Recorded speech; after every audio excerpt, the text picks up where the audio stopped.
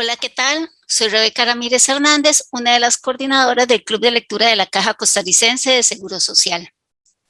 El mes pasado leímos en el club el libro de Ana Cristina Rossi, Limón Blues. Y entre los personajes que aparecían en la novela hubo uno que nos llamó mucho la atención, que fue Samuel Nation. La novela de Ana Cristina fluctúa un poco entre la historia y la ficción. Entonces descubrimos que este personaje había sido una persona y mantenía una persona real que vivió en Costa Rica en la primera parte del siglo XX. Y él, en el libro conserva su nombre y por eso lo descubrimos. Doña Ana Cristina nos adelantó un poco que la novela, que tiene en borrador una novela de este libro de Limón, una tercera novela que trata mucho el personaje de Samuel Nation, pero todavía lo tiene ahí trabajando en eso, guardado en la gaveta mientras se decida publicarlo. Ojalá que lo haga y podamos leer más de este personaje. Entre tanto, decidimos invitar a una especialista en la obra de Nation. Ella es Valeria Grimberg Plan. Ella es argentina y se interesa en la literatura y cultura afrocentroamericana. Es doctora en letras de la Universidad Goethe de Frankfurt, Alemania. Es profesora de la Universidad Estatal de Bowling Green en Ohio, Estados Unidos. Integra el consejo editorial de la revista Istmo. Es coeditora de la colección Hacia una historia de la literatura centroamericanas. Podemos ver que ha estado muy comprometida con la literatura que se escribe en nuestra región. Y ese interés no solo va en lo literario, en lo cultural, sino también a nivel político, porque recientemente, junto con otros académicos, suscribieron una carta enviada al gobierno de Daniel Ortega instándolo a que libere a los presos políticos. Eso fue recién en junio de este año. Muchas gracias, Valeria, por estar aquí con nosotros. Bienvenida al canal de YouTube del Club de Lectura. Muchas gracias, Rebeca, por la invitación. Un gusto estar acá con ustedes.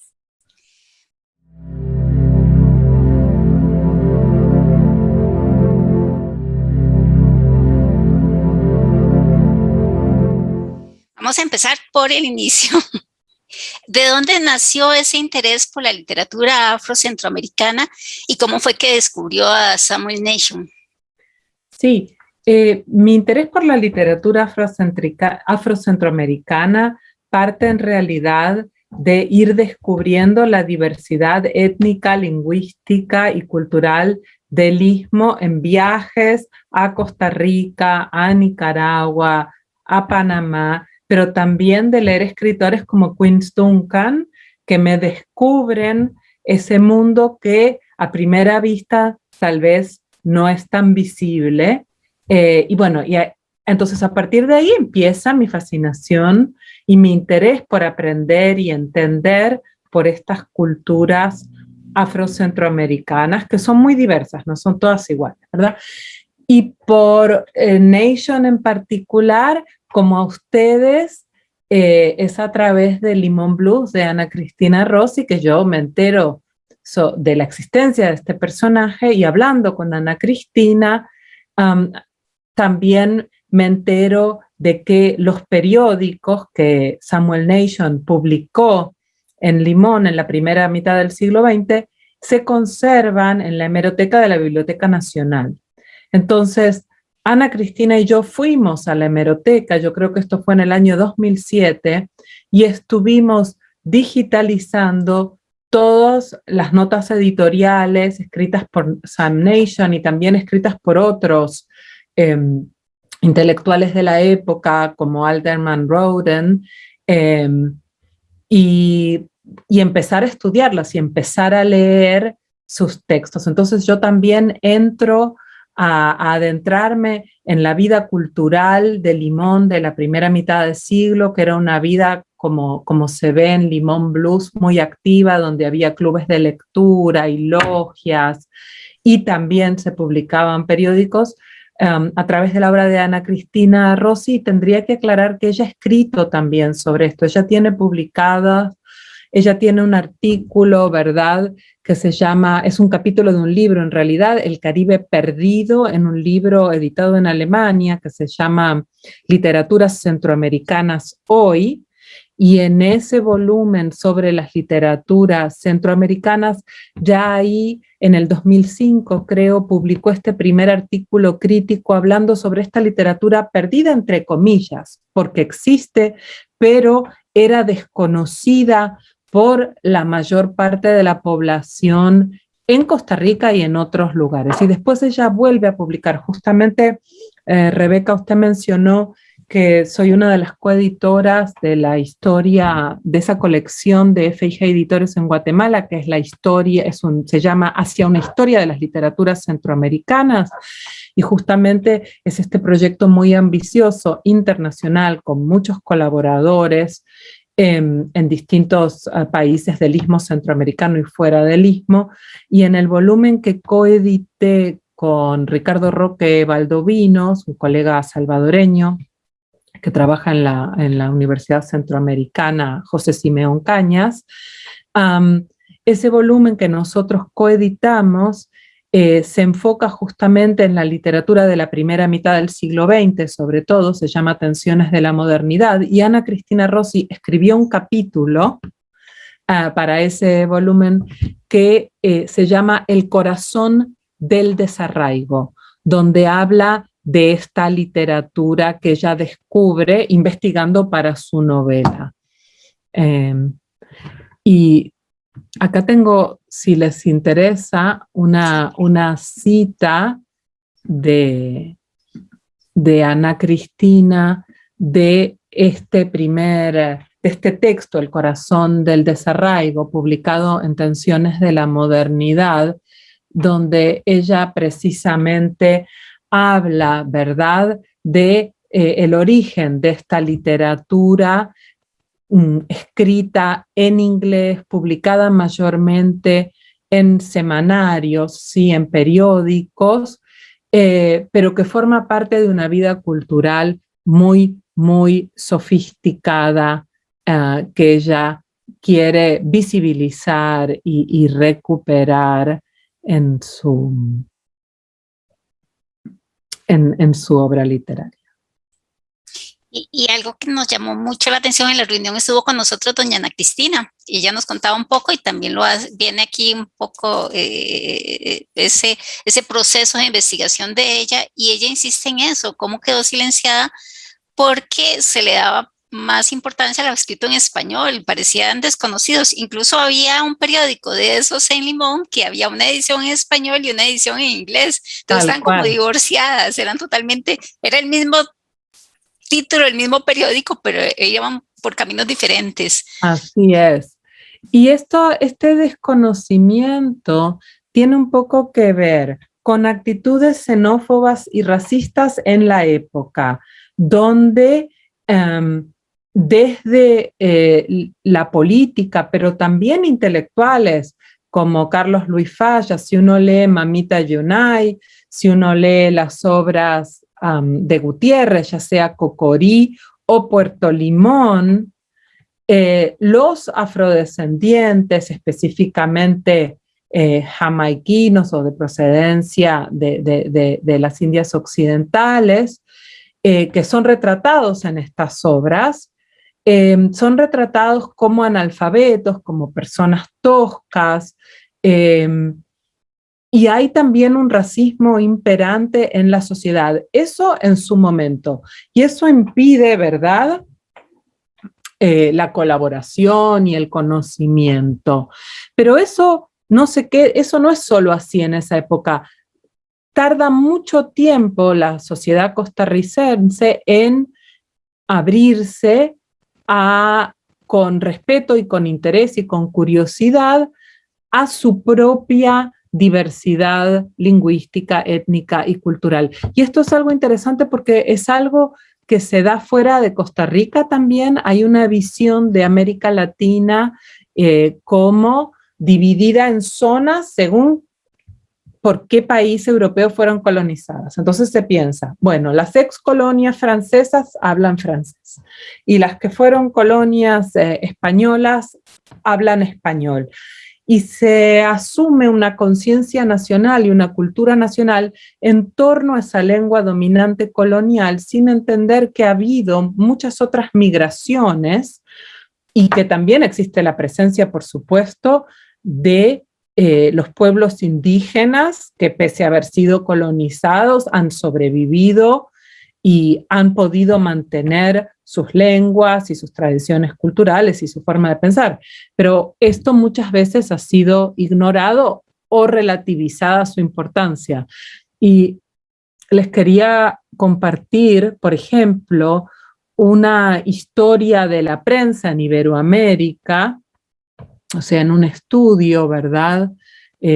Más o menos reciente, pueden ver, por ejemplo, de este estudio, esta cita donde lo que se plantea es que la prensa de Costa Rica en el siglo XIX es mínima, y se considera, ¿no? El énfasis acá es mío, que fuera de San José no hay ciudades relevantes y que hay un gran analfabetismo. Y eso impide que un historiador de la prensa pueda ver y enterarse de una producción intelectual, periodística, muy significativa, como fue la producción en la que estaba involucrado,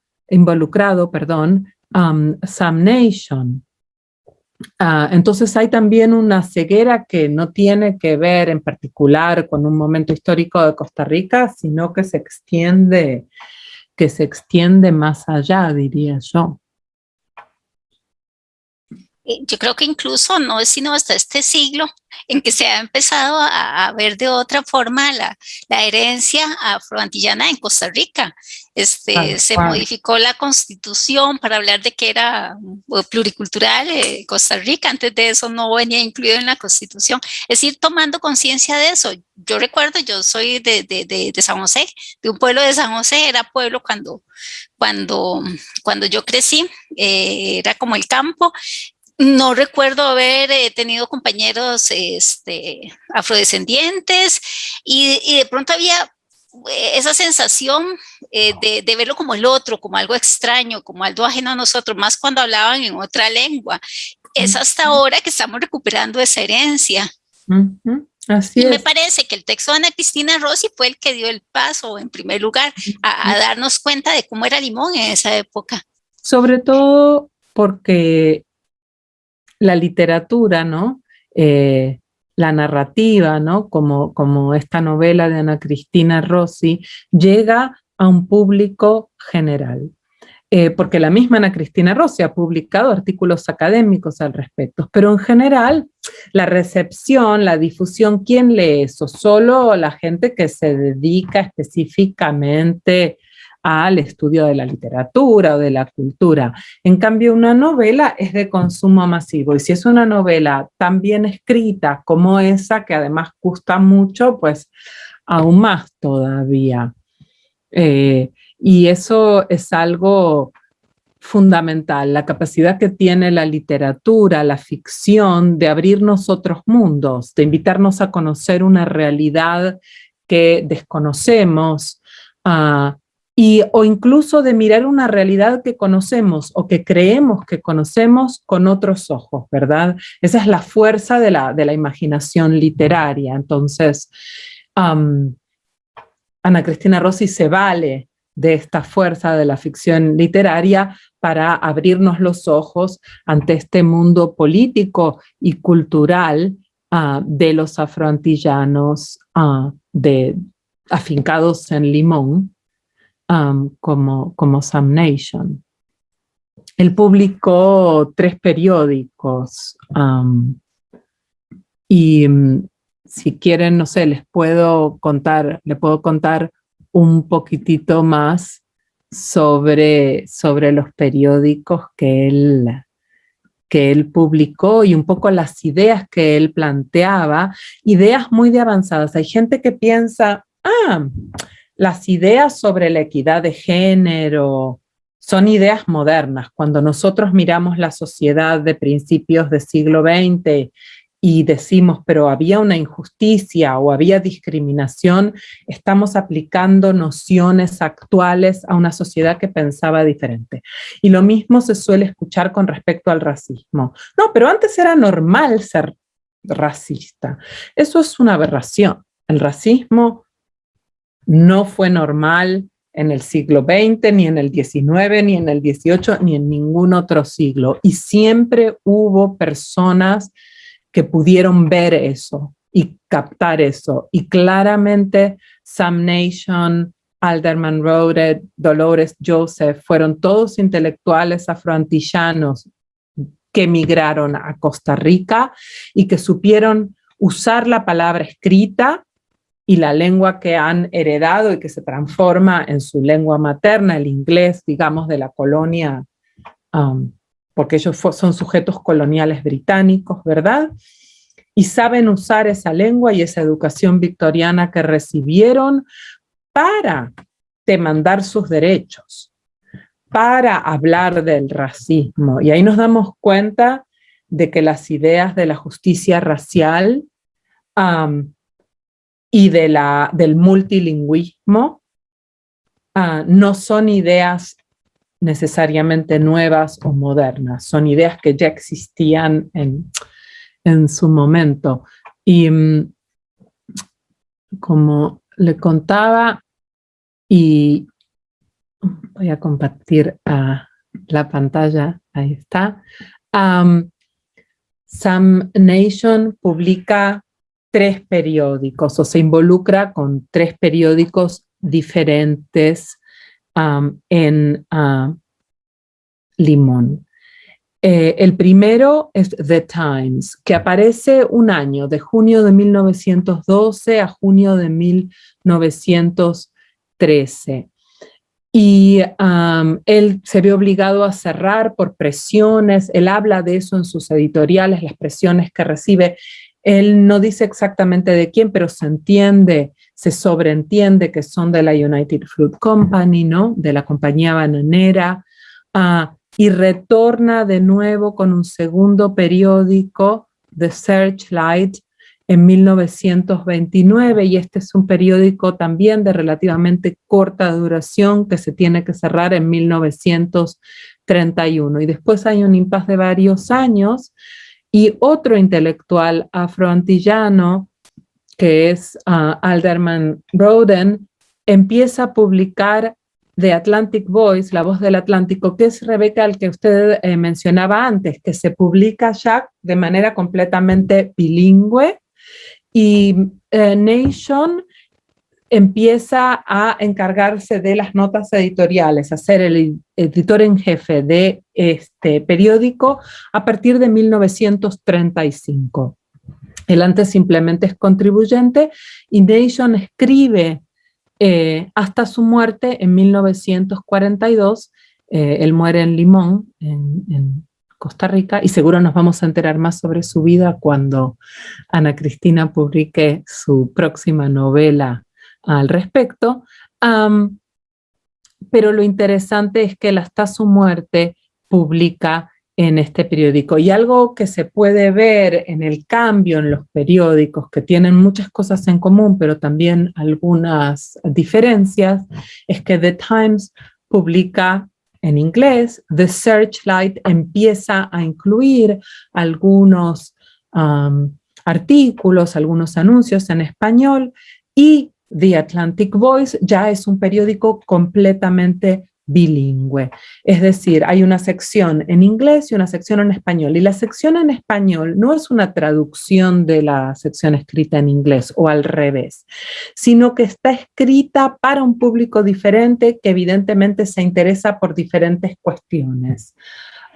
Y esto habla del creciente bilingüismo de los afroantillanos, que van a ir aprendiendo español porque necesitan, para poder vivir a pleno su nacionalidad costarricense, que van a adquirir, y para poder integrarse en la sociedad, hablar la lengua mayoritaria, la lengua dominante, que es el español, pero también habla del dinamismo de esta provincia ¿verdad? En la costa Caribe, que es bilingüe y donde el inglés es una lengua significativa junto al español, porque también hay muchas personas que han venido del Valle Central, ¿verdad? O que han migrado de Nicaragua, cuya primera lengua es el español, ¿verdad? Entonces tenemos esa dinámica en los periódicos. Y bueno, en el libro vemos que algunos de los editoriales de Sam Nation iban dirigidos a esa guerra que había con las bananeras, con la United principalmente, y la posibilidad de que ingresara otra empresa para que pues, se pagara mejor la producción de quienes estaban sembrando banano y demás. Pero aparte de estos temas que ya vimos en Limón Blues, ¿qué otros temas aborda él en sus editoriales, en sus artículos? Él habla de muchos temas de interés para la comunidad. Entonces, uno son los derechos de los afroantillanos en Costa Rica, ¿verdad? Sus derechos laborales. Para trabajar para la compañía bananera, pero también para trabajar en el Pacífico, ¿verdad?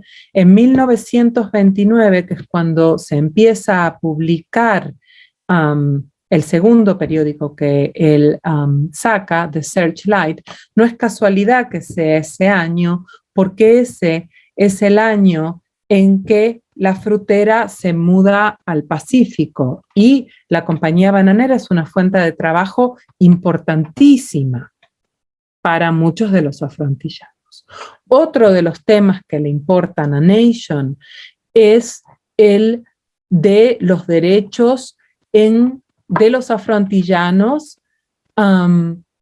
no solo para trabajar en el Pacífico, sino para recibir la misma paga, para no ser discriminados y para seguir trabajando en Costa Rica.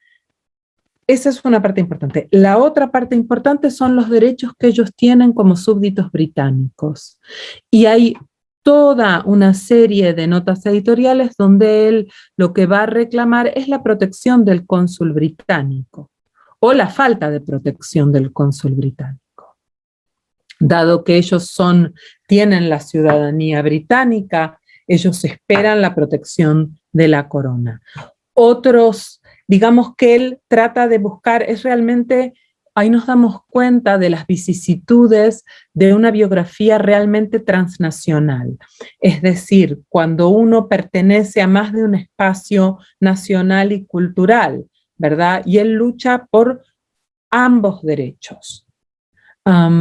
También le interesan cuestiones de lo que en ese momento se llamaba el mejoramiento y el progreso de la raza negra, ¿sí?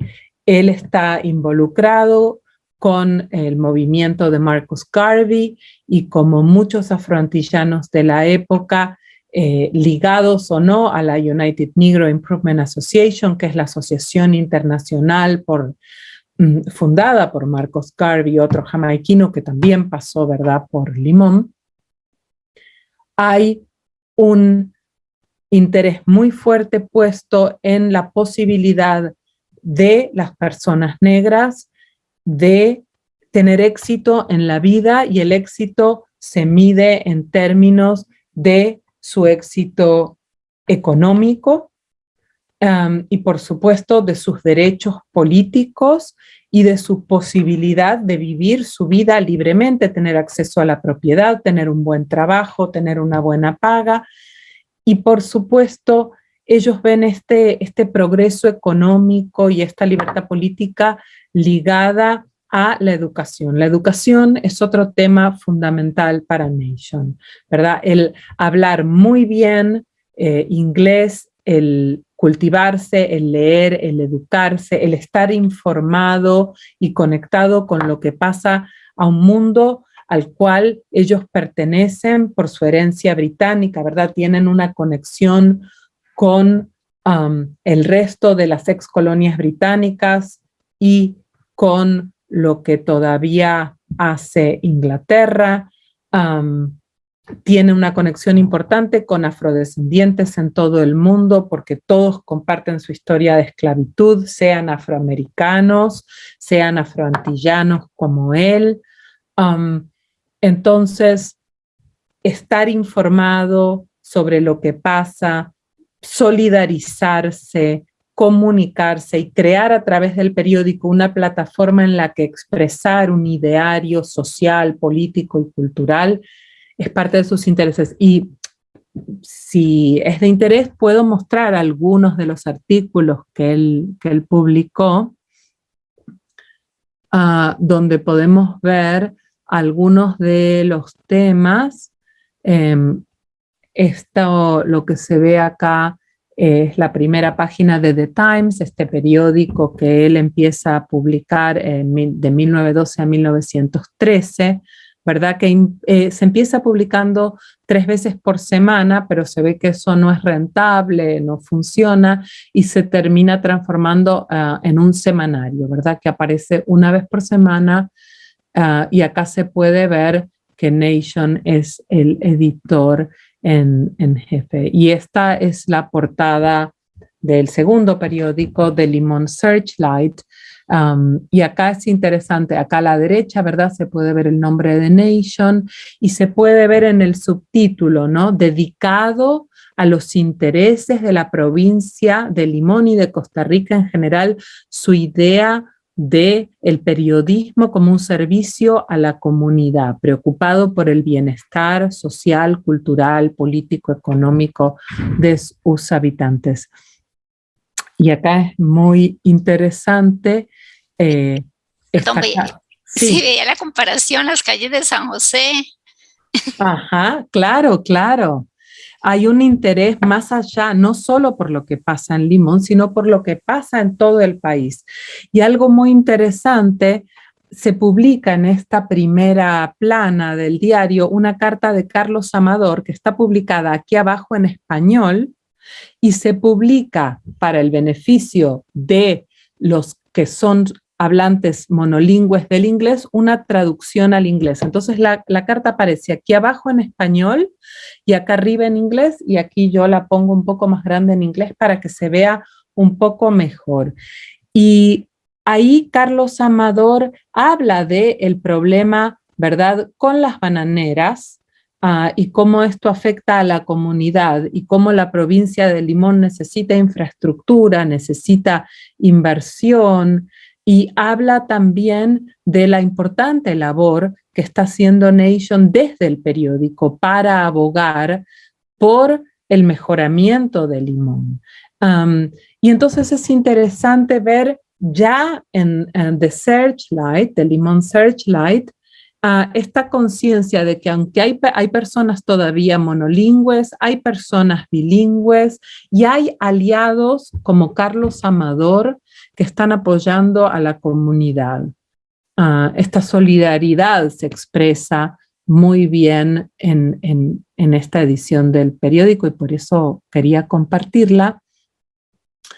Acá lo que se ve es un poema, esto no está escrito por Nation, sino por otro de los intelectuales, Frank Moulton, pero está dedicado a Nation, está escrito en honor de The Searchlight. Entonces el autor de este poemario está alabando a Nation en esta estrofa, ¿verdad? Y agradeciéndolo por el servicio que él le está brindando a la comunidad con su periódico. Ana Cristina Rossi habla justamente de esta interacción, ensayos, poemas, en uno de sus artículos al respecto, que es muy, muy interesante.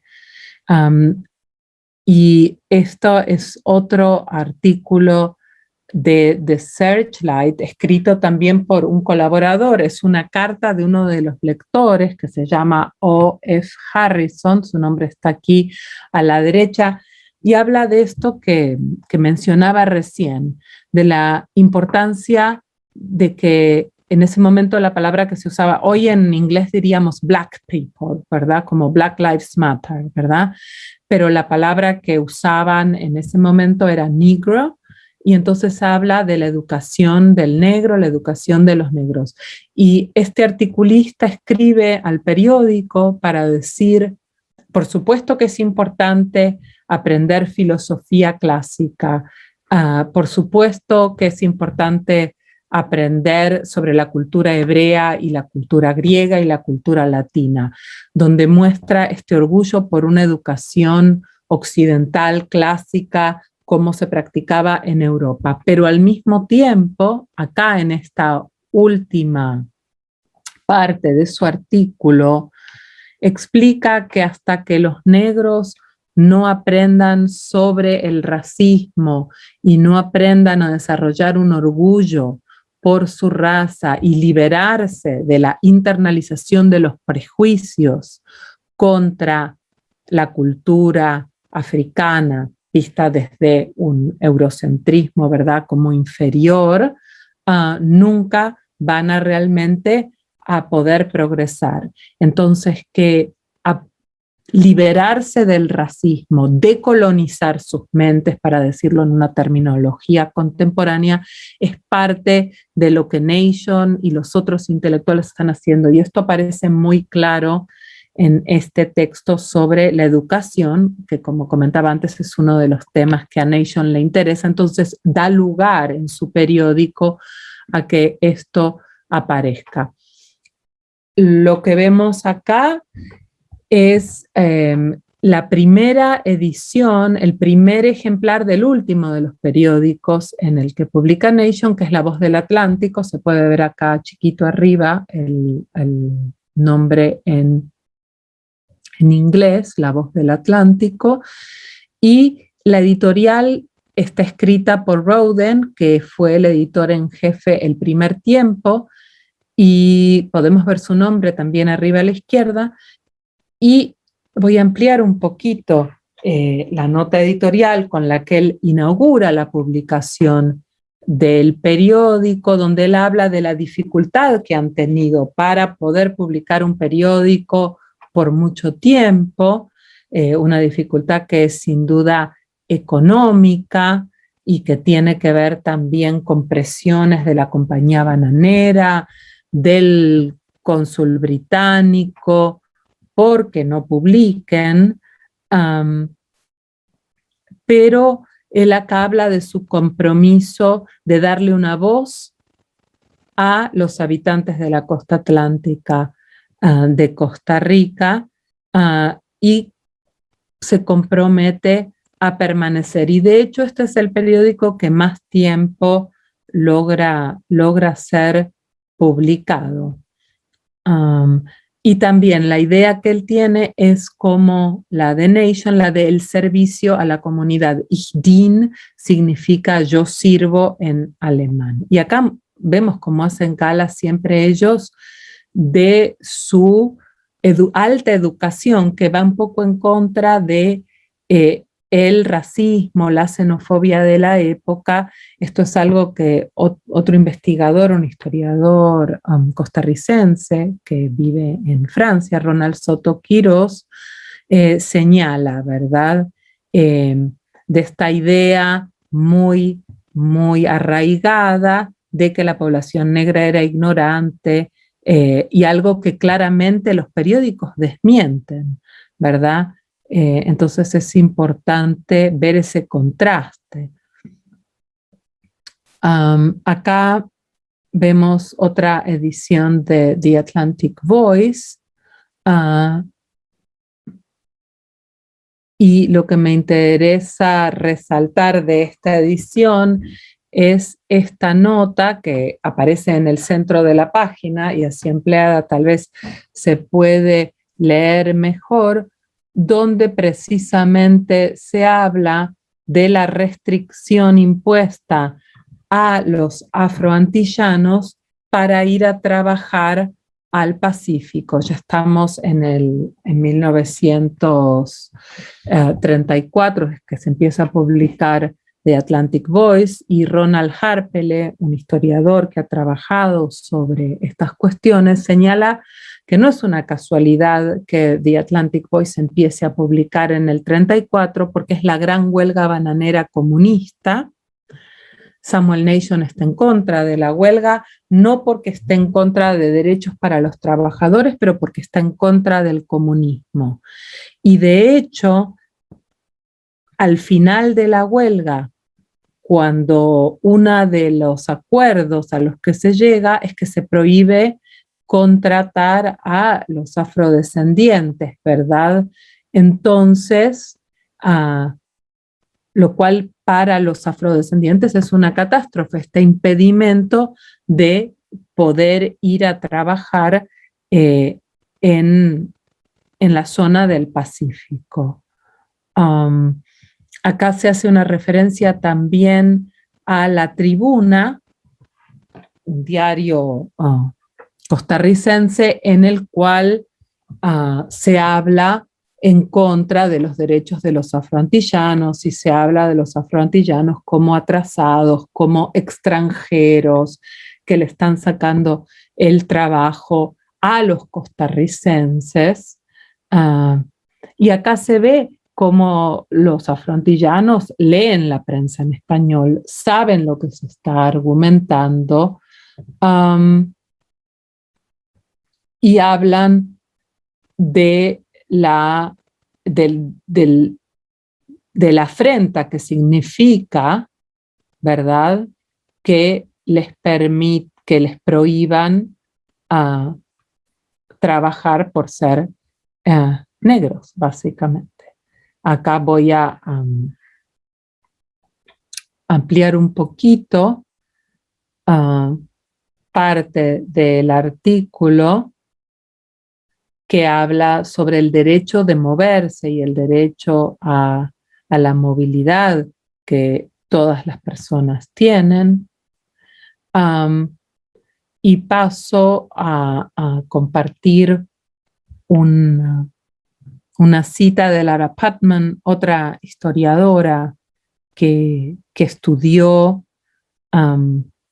las relaciones de poder raciales y de géneros en la provincia de Limón, en su libro The Company They Kept, donde ella también llama la atención sobre otro de los temas que les interesaba a Sam Nation, que está ligado a la educación, pero no es solamente la educación, que es el ser respetables, el ser personas educadas, personas que se saben comportar.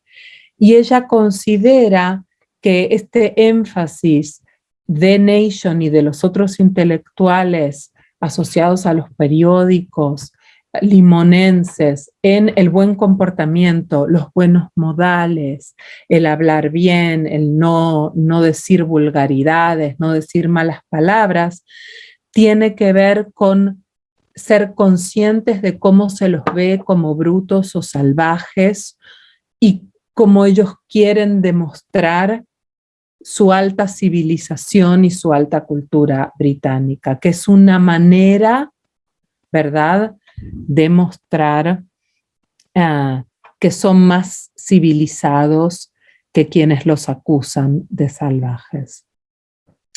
Y esto se ve claramente en esta nota editorial de Nation, que se llama Nuestra desmoralización, es del 28 de junio de 1913, es decir, está publicada en el primer diario, en el primer semanario que él saca.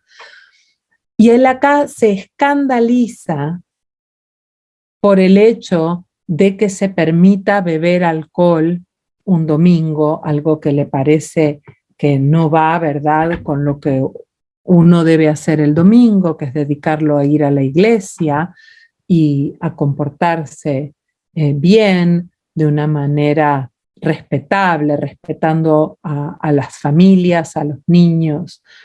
Y se queja también del lenguaje, se queja de que se está hablando un mal inglés, un inglés vulgar. Él claramente quería que se mantuviera el uso del inglés británico estándar y tiene dificultades en aceptar Y esto tiene que ver, por esto que explica Lara Putnam, ¿verdad? Por su necesidad de demostrar que él es una persona civilizada y digna de respeto a sus congéneres, sobre todo a los mestizos hispanoparlantes costarricenses, que él de repente, el criollo limonense, él lo ve como un lenguaje vulgar. Nosotros sabemos que eso no es así, que desde el punto de vista sociolingüístico, la lengua siempre cambia y el objeto de la lengua es comunicar y ninguna lengua es mejor que otra, pero sí sabemos también, gracias a la sociolingüística, que hay ciertas lenguas que tienen mayor o menor prestigio, ¿verdad? Y así como el inglés británico disfruta del capital de ser la lengua de Shakespeare, él veía que el criollo limonense no tenía capital simbólico y por lo tanto era una lengua mala para él, a sus ojos, y se enfoca en insistir en que, en verdad, en la educación, en que se hable un buen inglés. Entonces, esa era una nota que quería resaltar. Acá estoy compartiendo otra nota editorial, y este es otro de los temas que mencioné antes, que uno de los temas que le interesa es reclamar el hecho de que como súbditos británicos, ¿verdad?, jamaiquinos, ellos merecen la protección del cónsul británico. Pero en Costa Rica, en ese momento, el cónsul británico era un empleado de la United Fruit Company. Y él habla de la ironía de cómo los va a defender frente a los agravios de la compañía el cónsul, si en realidad es un empleado de la compañía frutera. Entonces acá vemos este tipo de activismo político que él hace para reclamar la protección. Realmente es increíble su conciencia transnacional de entender que él tiene derechos en Costa Rica y declarar derechos en Costa Rica, pero él tiene derechos como súbdito británico y reclama la protección de la corona. Y este es realmente un muy buen ejemplo. Y otro de las editoriales que realmente es fantástica, está ya de The Atlantic Voice, es esta nota que él saca titulada Colonización de la Guyana Británica. Y de lo que él nos habla acá, es verdad, esta nota está firmada por Nation, es del hecho de que los afroantillanos llegan a Limón, ¿verdad? Son inmigrantes de las Indias Occidentales británicas y son insultados y ahora no están perdiendo sus derechos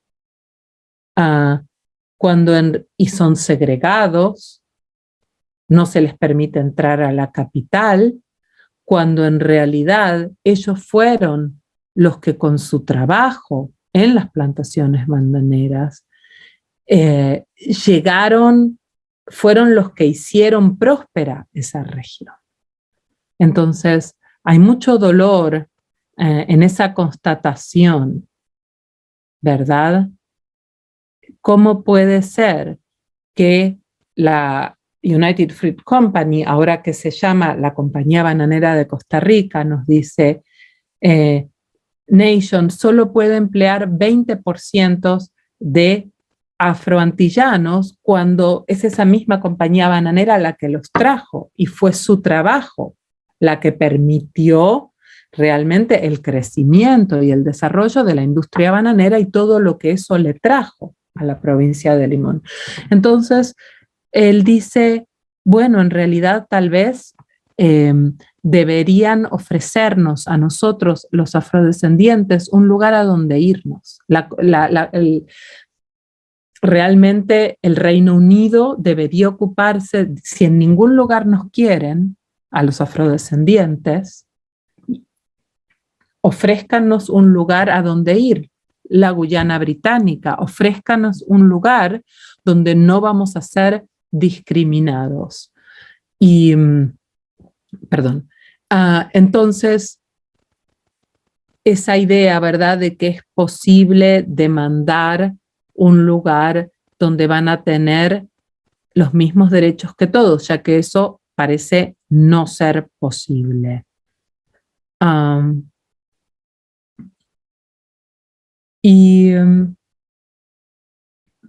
Esta es otra edición de The Atlantic Voice, y esta otra vez se enfoca en la educación, y en este caso me encanta, este artículo me parece fantástico, porque Nation está aplaudiendo la iniciativa de un director de escuela, Juan Peralta, que ofrece clases de español por la noche y habla de la necesidad de los afroantillanos de aprender español. Es decir, para integrarse necesitan ser bilingües, para poder disfrutar de sus derechos o reclamar sus derechos, tener acceso a sus derechos y participar plenamente en la vida social, política y cultural del país. No tienen que dejar de hablar inglés, eso nunca, pero tienen que aspirar al bilingüismo. Y esa conciencia de él en los años 30 es realmente,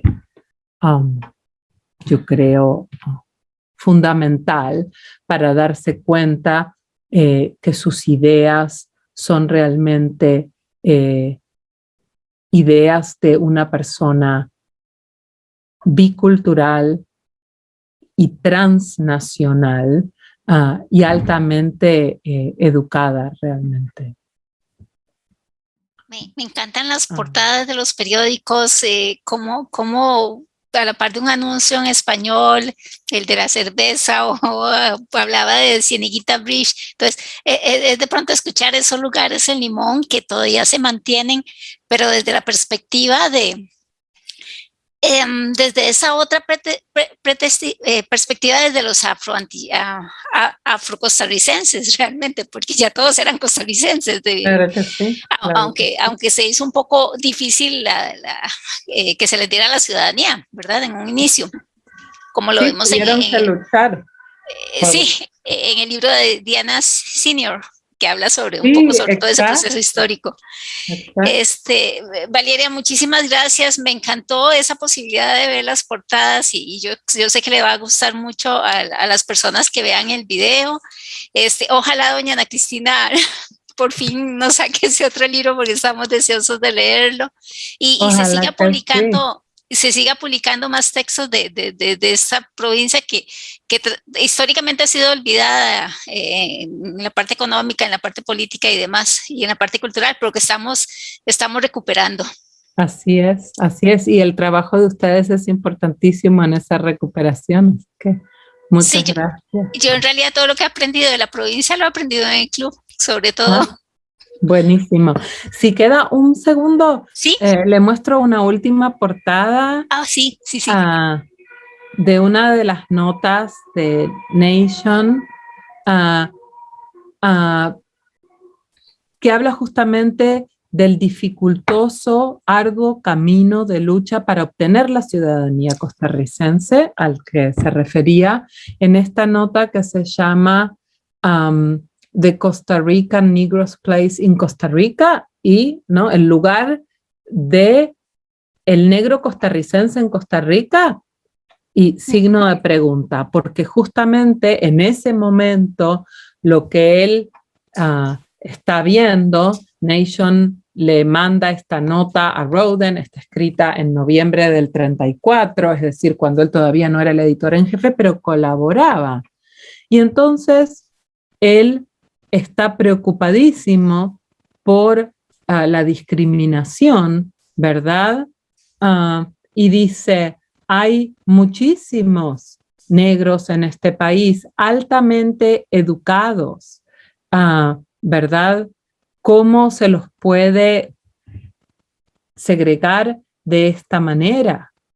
Él habla también del mestizaje de Costa Rica, él llama la atención, nosotros no somos las únicas personas de color. Aquí abajo, él dice que 2/3 de la población de Punta Arenas son personas de color porque son una mezcla de afrodescendientes e indígenas. Entonces está llamando la atención en 1934 sobre el hecho de que los costarricenses también son mestizos y no tan diferentes de los afroantillanos. Y además de eso, se pregunta, ¿verdad? ¿Qué pasa con los hijos de los afroantillanos? Porque él nació en Jamaica, pero ¿qué pasa con los hijos de las personas como él y de su generación? ¿Verdad? Acá amplié la cuestión donde él habla del mestizaje en Costa Rica, ¿verdad? Y aquí es donde hace esta pregunta que tiene que ver con la ciudadanía, ¿verdad? Porque él está luchando por esa ciudadanía. Y él pregunta, los hijos de extranjeros en Costa Rica que no estén inscritos en los consulados de sus padres extranjeros, ¿a qué país pertenecen? ¿Cuál es su bandera? ¿Verdad? Él está hablando de una realidad importantísima, de su necesidad de ser integrados como ciudadanos, ciudadanos bilingües, ciudadanos transnacionales, pero ciudadanos al fin que participan en la economía, participan en la sociedad y en la cultura, ¿verdad? Y tienen mucho para dar. Y entonces él forma parte de ese activismo que lucha por esa ciudadanía que finalmente, por supuesto, se obtuvo. Y leemos esos temas de racionalizar a las personas y demás que se están hablando desde los años 30 del siglo pasado y pensamos que es algo nuevo cuando lo leemos. Exacto. Sí, es increíble. Exacto. Bueno, de nuevo, muchísimas gracias, Valeria, por acompañarnos en este ratito y muchas gracias a quienes vieron el video. Recuerden suscribirse a nuestro canal y marcar la campanita cada vez que les llegue para que les llegue un aviso cuando subimos un video. Gracias, Valeria. De nada, gracias.